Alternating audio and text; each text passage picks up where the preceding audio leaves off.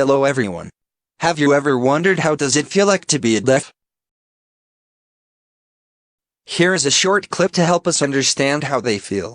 My buddy Ricky here is one of those people. She's a member of the deaf community. So Ricky, what does it mean to be deaf?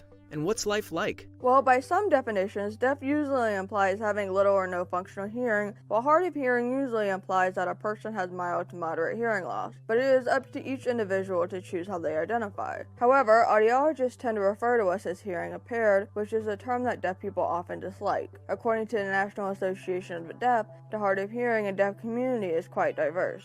There are deaf people who have been mainstreamed, meaning they attended public schools. Those who are mainstream may use an ASL interpreter, spoken language, and/or lip reading. Lip reading is not 100% effective though, and only 30 to 40% of the English language, for example, can be read on the lips under the best conditions. Then there are those who attend deaf schools, where all education is done in sign language and all the students are deaf. People from both mainstream schools and deaf schools, but not all, are also a part of deaf culture, a set of learned behaviors of a group of people who are deaf and who have their own language, rules, and traditions. Deafness is not a one-size-fits-all. Some people might be able to hear high-pitched tones, while others might be able to hear deeper tones, or some may not be able to hear anything at all. Those who grew up in deaf culture tend to use sign language. Sign language is a complete and complex language that uses signs made by hand movements combined with facial expressions and body postures that are an integral part to sign language's grammar. Now that we understand how they feel, what have we noticed? One major problem that was very prevalent on deaf people is that, whenever they are in public places, they find it very hard to communicate with other people. As a result, they try to isolate themselves.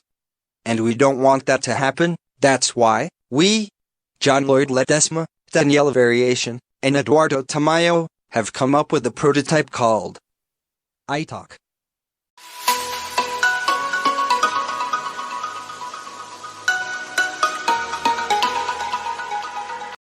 One of its major functions is to transcribe the message that was said by the communicator to the deaf person. That way, he may be able to read and understand what the other person is trying to say. Another is that, the sign language reader. This function will translate the sign language that was performed by the deaf person into text using the camera. Our application also has other language that they can choose from. Others that can be found on the toolbox are My Subscription, where you can find or upgrade your current subscription. Help Center, where you can ask for queries, suggestions to the developers, and to look for the nearest hospital or police. Next Feed, where you can post your sentiments or pictures. Friends, where you can find the list of your friends. And Setting, we have iterated our prototype only once, after most of our target customers have suggested to incorporate the sign language to text feature.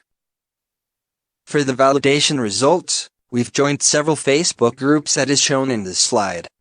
Then, we have asked them to answer our survey and here are their feedback.